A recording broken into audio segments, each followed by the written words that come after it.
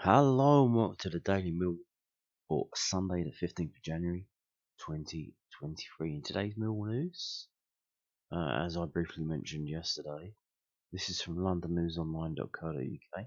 Cardiff sack ex-Palace and Charlton defender, with Millwall up next. Cardiff City have sacked ex-Crystal Palace and Charlton defender Mark Hudson, following a 1-1 draw at the bottom of the table with Athletic.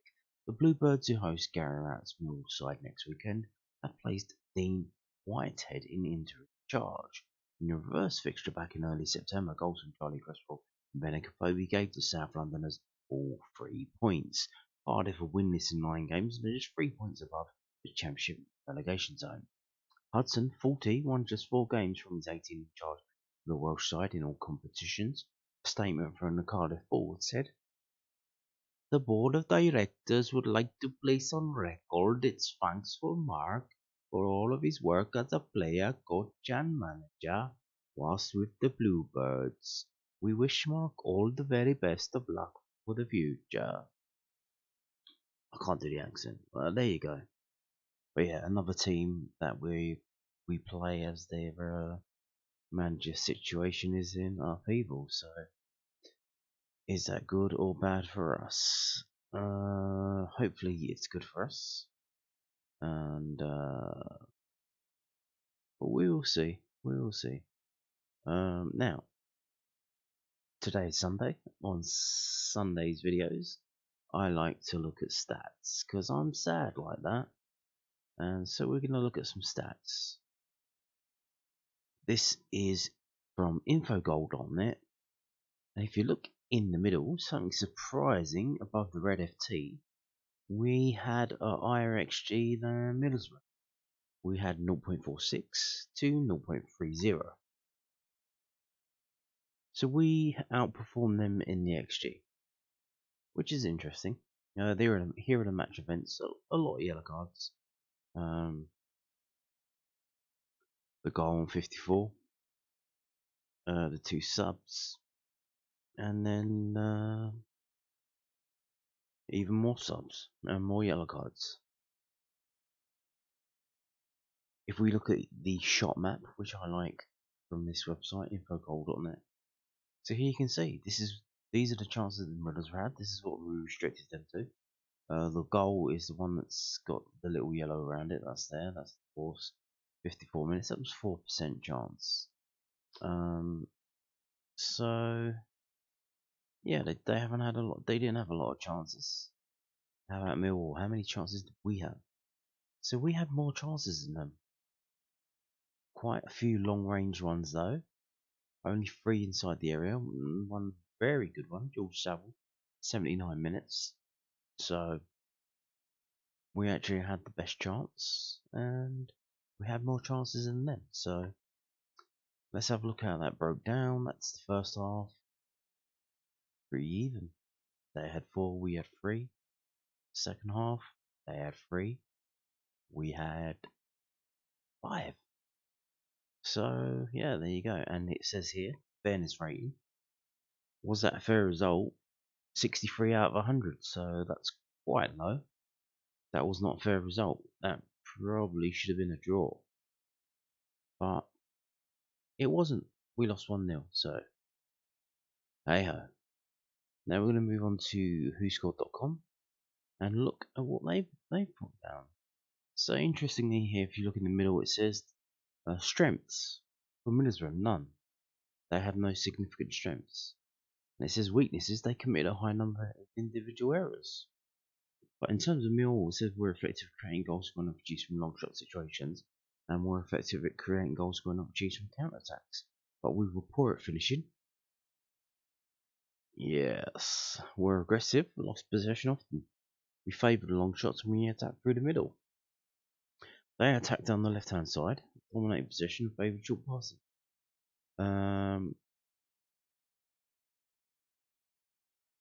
If you look on the right hand side, you can see the top 5 rated players are all Middlesbrough players.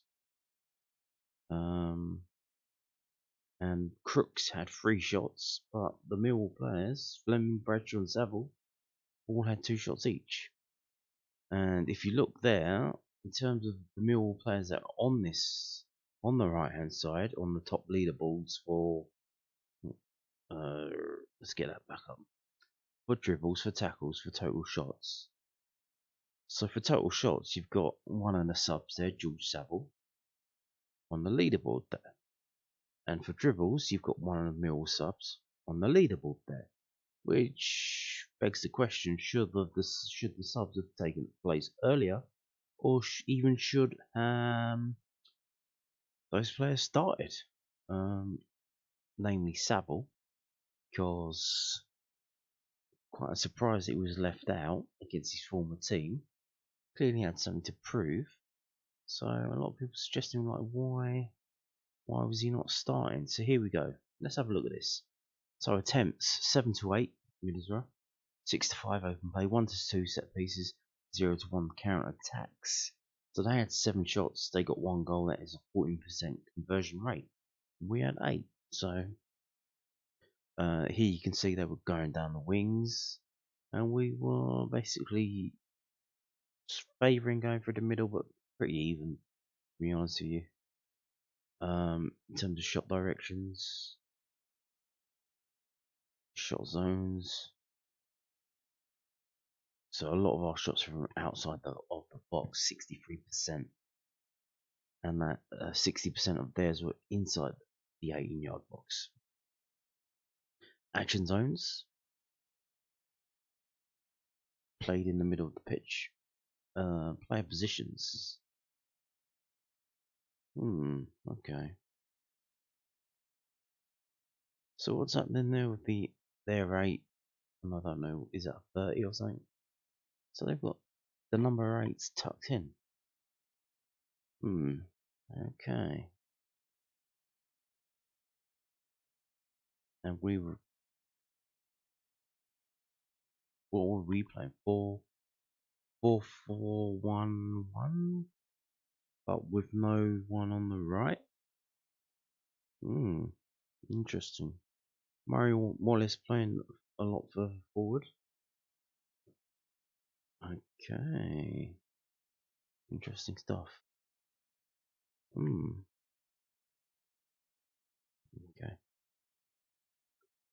Let's get on with it.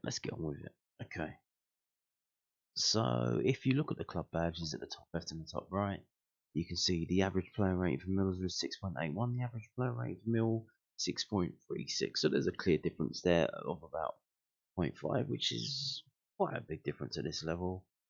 Man of the match was Fry, 7.9. The highest rated player for Millwall, quite remarkably, was George Saville and Fleming, 6.9. So George Saville coming off of the bench, and he got the highest rating for Millwall.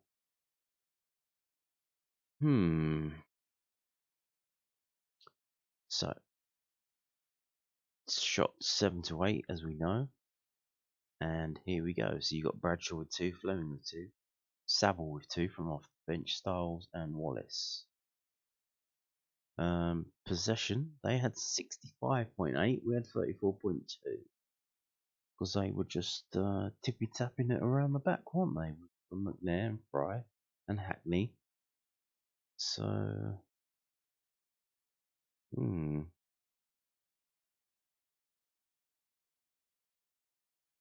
for Millwall though, it was, what was it, Callum Starr? No, Sean Hudson had most of the possession. Pass success percentage 84 to 68. That's not good. We didn't keep the ball really. And that would have been down to the front three: Bradshaw, Fleming, and Vogelsammer. Everyone else kind of did do alright at the passing. Honeyman with 88. Okay. Dribbles 428, and as we've seen, SA with 3 coming off the bench. A 17-year-old, 17, did 3 dribbles after he came on the pitch with about 10 minutes to go. Aerials won 27-20. So obviously Cooper going off early, but didn't get an aerial win. Hutch had 4 and Wallace had 5. But Fry had 12. That is a lot, isn't it? Heck of a lot. Tackles 17-16. So everyone for Millwall won a tackle except Honeyman and Long of the starting 11. Even SA again with 1 tackle coming off the bench. Not bad, son. Not bad. Maybe you should start the next game, huh? Corners 6-3. Dispossessed 6-13. Oh, dispossessed is having the ball taken off of you, and that happened quite a lot for us. Twice as much as it did for them. Now, moving on to the list. So we've seen that. What have we seen? We've seen Middlesbrough had 7 shots. Did they not? How many were on target? 3. Okay. So they got 1 goal from 3 shots on target. Fair enough. Okay. Let's see how Millwall did.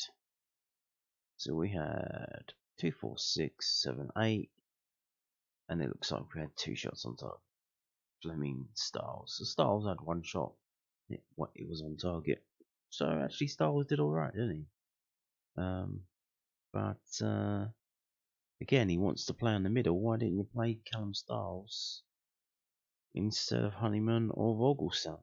Because he wants to play in the middle. But I mean, we've got Saville and we've got Mitchell. And let's see which one of Fleming or Saville. The Fleming was Millwall's highest rated player, just 6.89. To Saville's 6.85. When you consider that Saville came on the pitch on the 54th minute, he had 40 minutes on the pitch, and he was our 2nd best player. Romain Esse, 4th best player. He had 10 minutes on the pitch if you count the injury time, or maybe 12, and he got 6.6, outperforming all of these other players. So we go back up here. Look at this. So how many touches they had? They were just tapping it around. Fry had 105. McNair had 111 touches. Tommy Swift 96. Hayden Ackley 97. Oh, kind of tedious, isn't it? You just want to get the ball forward and you want to have a shot on goal. You don't want to keep tapping it around. But who had the most touches from you all? Hutch with 57. Styles with 57. Okay. Murray with 54, and then it drops off quite a bit. So defensive wise, who did what? So McNamara. So we've got what? We've got 1, 2, 3, 4, 5 players, all with 2 tackles each. Okay. Interceptions. Everyone getting in on that. Clearances. Hutch with 6. Coops with 4. Fleming with 3. To get involved in the defensive stuff there. Murray Wallace with 3, and then Bradshaw with 2. So interestingly, you've got Bradshaw with 2 tackles and 2 clearances. So the forwards actually doing defensive work. Block shots. Again, Bradshaw with 1. So you've got your attackers, instead of attacking, they're defending. They're helping defend. Not really what we want them to do, is it? We want them to go out the other end and score. So passing wise, let's have a look. Passes. Who had the most passes? Hutch, Styles, Murray Wallace, Billy Mitchell, and then George Long. Okay. Passing accuracy. So we saw that George Honeyman had 88. That was 25. So again, so you've got to look at Callum Styles. 85 off of 34, 5 passes. That's not bad. That's pretty good, isn't it? Crosses and accurate crosses. We've got Styles 3 and 1. Bradshaw crossing. Isn't he supposed to be the target man? Who the fuck's he crossing it to then? 3 and 0. George Honeyman 2 and 0. Billy Mitchell 1 and 0. Fleming 1 and 1. Saville 1 and 1. Long balls and accurate long balls. So George Long 28-8. So yeah, his passing accuracy was 31, which is round about the bottom range for him. Hutch 10 and 5. Styles 8 and 4. All a bit not very good, is it? Because as we saw, Middlesbrough were winning the aerials. So let's have a look again at the ratings there. So as we've seen, the subs coming on did a very good job because they did a lot better than everyone else on the pitch. So they clearly did better than the players they replaced. George Saville 6.85. He replaced Jake Cooper. That's kind of apples for oranges. It's not really the same. You can't compare. Coops had 6.3 and Saville had 6.85. You got Romain Esse, 82 minutes coming on for Billy Mitchell. Billy Mitchell getting a low rating there, 6.12. Maybe having a week off affected him. Don't know. Mason Bennett on 6.03. George Honeyman 5.83. So 2 players getting less than 6. Shackleton 5.99. And George Honeyman 5.83. So I think Romain Esse replaced Honeyman. So he clearly did a lot better than he did. And you've got Shackleton, I presume, replaced Billy Mitchell, and he didn't get a score equivalent or better than Billy Mitchell. So there you go, and the unused subs there. Now, normally this is where we would end the video, but we have a special set of graphics. So this is from experimental361.com. For some reason, they've been very late with the timelines. I can't show them anymore because they don't do them in time. But one thing that he has done, this is from 5 days ago on January 11th, scatter graphics. And I want to show you how good we actually are. And why yesterday's game against Middlesbrough, the defeat, wasn't that bad. So, first of all, here is how the number of shots taken by each club compares with those they face in return. The average number of shots taken per match is on the horizontal, that's left and right, and the average number of faces on the vertical, up and down. So bottom right, take plenty of shots and allow fewer return, is good, while top left, that's take few and allow plenty, is bad. So red is bad, green is good. Green is good, red is bad. The stripes are like contours, the green of the stripe the better performance, and vice versa for red. So if you haven't already noticed, Millwall are bottom right, busy attack, quiet defence. That's how we like it. We need to do that because our finishing is not very accurate. We rely on a lot of set pieces, which you get a lot of in a game. You get a lot of corners, free kicks, etc., etc., and we do ping them long to the target men. Hutch, Cooper, Murray Wallace, Bradshaw, etc. And you're going to get chances from them, but they're not going to be the most clear-cut best of chances. You will get chances, so that will be a shot on goal. It might not be the best, but that probably helps boost up our numbers. You can see we're just under 14 shots taken per match, and in terms of what the opposition have, it's just under 11. So we're doing pretty good. We're up there with Sheffield United. We're up there with West Brom, Norwich, QPR. We're amongst the good teams, so this is very good. Very, very good. Attacking effectiveness. Now let's look at attacking alone. The horizontal axis stays the same as in the graphics above, but now the vertical shows the average number of shots needed to score each league goal. So therefore, bottom right is good and top left is bad. And you can see the different quadrants. Bottom right is constant threat.